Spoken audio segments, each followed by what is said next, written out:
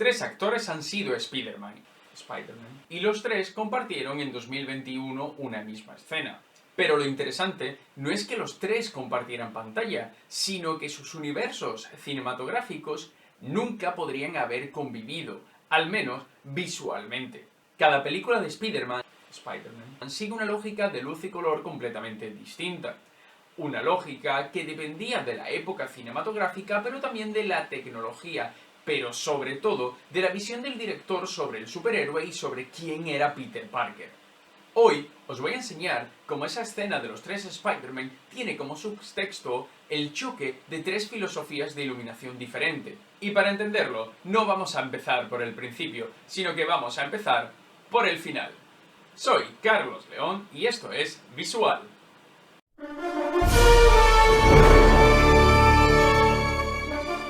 Y ahora me pongo mi pin protector para que no me caiga hate. La última película de Spider-Man, Brand New Day, tiene una clave de color muy propia del MCU, es decir, del universo cinematográfico de Marvel, pero que además recoge ideas del lenguaje visual de las películas precedentes, es decir, la trilogía de Raimi y las dos películas de Amazing Spider-Man de Webb, que son protagonizadas respectivamente por Tobey Maguire y por Andrew Garfield.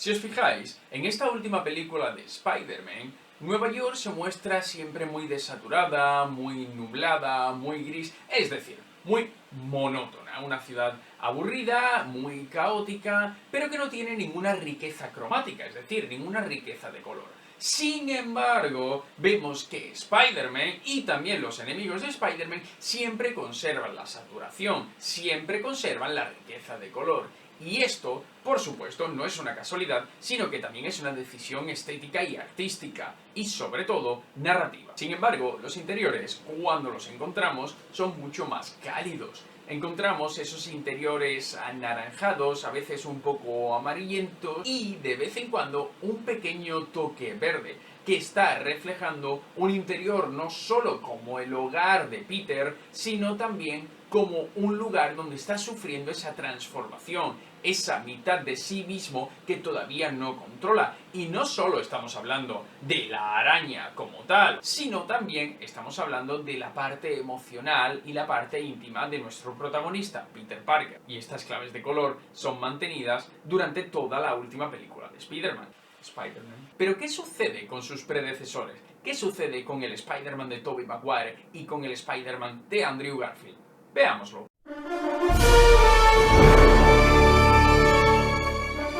Sam Raimi y su director de fotografía, Don Burgess, lo dejan muy claro. Tienen un estilo de lenguaje visual muy parecido al de los cómics. No le tienen miedo al color, todo lo contrario, utilizan el color y toda la gama cromática para enriquecer el lenguaje visual, pero sobre todo para jerarquizar los personajes. No esconden que vienen del cómic.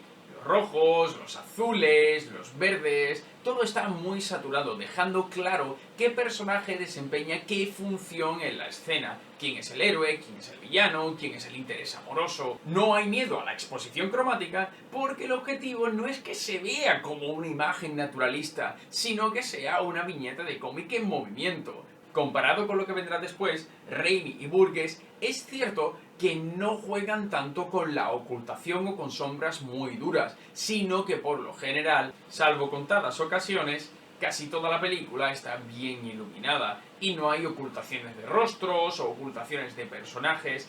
Veremos, por ejemplo, que con Mary Jane no hay dobles lecturas. Es un personaje como interés amoroso de nuestro protagonista, Peter Parker, y como ello la identificamos con el color, generalmente ese rojo de su cabello, indicando el amor, la pasión, pero es que además la visten en contadas ocasiones con atuendos rosas, como por ejemplo en la celebración cuando ataca el Duende Verde. Es decir, Mary Jane es calidez sin fisuras, y esta idea es importante porque Sam Raimi y Don Burgess mantienen la calidez en todos los aspectos de la película, menos en un par de escenas. La casa de la tía May también refuerza esta idea. Es la representación perfecta del hogar. Es cálido, es donde Peter se siente bien. Sin embargo, Esto es muy diferente a cómo es tratada en Brand New Day. Como digo, en Brand New Day, Spider-Man, o Peter Parker, se ve en una calidez un poco rara, extraña, ya que tiene unos tonos verdes que le reflejan, que muestran esa dificultad que está atravesando el personaje. En esta trilogía, los exteriores, por lo general, son diurnos, se permite ver perfectamente la ciudad de Nueva York, son de nuevo cálidos, no transmiten esa idea que veremos posteriormente, un Nueva York amenazante. Aquí, Nueva York simplemente es una ciudad más. El villano, en este caso el Duende Verde, como contraposición nos lo encontramos con un verde también bastante saturado y sobre todo bastante contrastado, ahora sí, en sus escenas, indicando su presencia como villano principal de la película. Y atención a esta escena, porque para mí representa perfectamente la idea visual de Raimi y Burgess. En el beso bajo la lluvia podemos ver que a pesar de que es de noche y hay un gran contraste, mantenemos la calidez en los rostros. Sin embargo, esto se perderá en otras entregas como The Amazing Spider-Man. Y ahora, mi pregunta es si esto será igual en la película de The Amazing Spider-Man de Webb.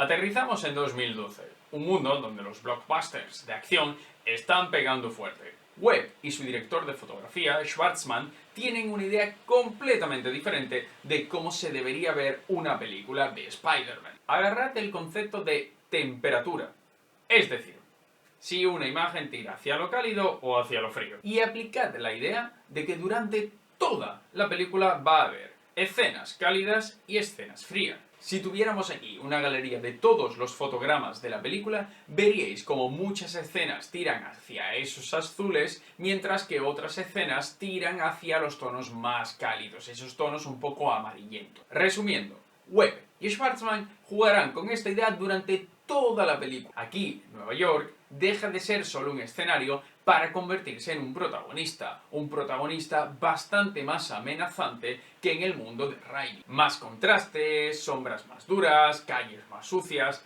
un tono mucho más pesado visualmente, y esto es acompañado por la fotografía con escenas mucho más oscuras y con una paleta mucho menos agradable que esa paleta comiquera de Raimi y Burgess. Ahora estamos viendo una película con una idea mucho más pesimista que ese superhéroe propio de Raimi, el superhéroe que lucha contra el villano en ese conflicto épico. Ahora vemos una ciudad mucho más oscura con un clímax bastante dramático y que en este caso es la pérdida de Gwen por parte del personaje principal. Encontramos que esta película se mueve mucho más en las sombras, que está todo bastante más apagado y que se asimila mucho más a esas películas de acción de esta época. Ahora sabemos cómo funcionaba el lenguaje visual en el mundo de Raimi, un mundo superheroico que venía del cómic, con saturación, colores, romance. Pasamos a un segundo mundo en The Amazing Spider-Man, donde los colores son mucho más oscuros, dramáticos, contrastados y desaturados. Pero ¿cómo han resuelto esto en el MCU? ¿Cómo han resuelto esto en la tercera etapa de Spider-Man? Ahora llegamos a la famosa época del MCU, es decir, el universo cinematográfico de Marvel. La era MCU tiende, por lo general, a un contraste más plano, es decir, hay menos diferencia entre las luces altas, las altas luces y las sombras densas.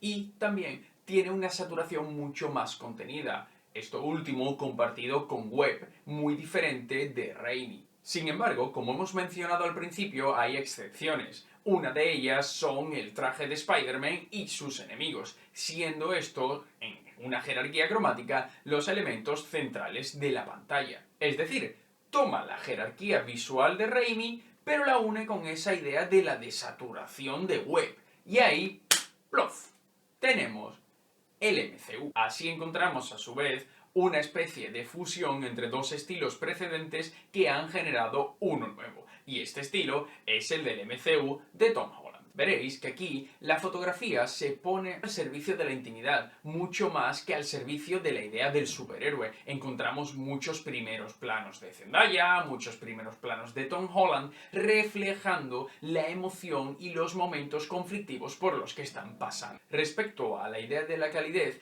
encontramos que en este caso la calidez, aunque algo más potenciada que en el mundo de The Amazing Spider-Man, todavía está bastante contenida, reservándose casi siempre al interior de los hogares. Y al final, esto es una diferencia clave, porque en The Amazing Spider-Man 2012 encontramos plano azul, plano amarillo, plano azul, plano amarillo, plano azul, plano amarillo. Es decir, es un estilo. Encontramos planos azules y planos amarillos. Plano azul, plano amarillo. Pero aquí hay una potencia narrativa, porque los planos anaranjados, los planos cálidos, los encontramos en los interiores reforzando una idea. Y además también existe ese otro tipo de calidez, la calidez un poco amarillenta, con toques verdes, que están reflejando, insisto una vez más, en el estado de turbación de Peter Parker. Sin embargo, quiero matizar que no todas las películas protagonizadas por Tom Holland como Spider-Man son uniformes en su lenguaje visual,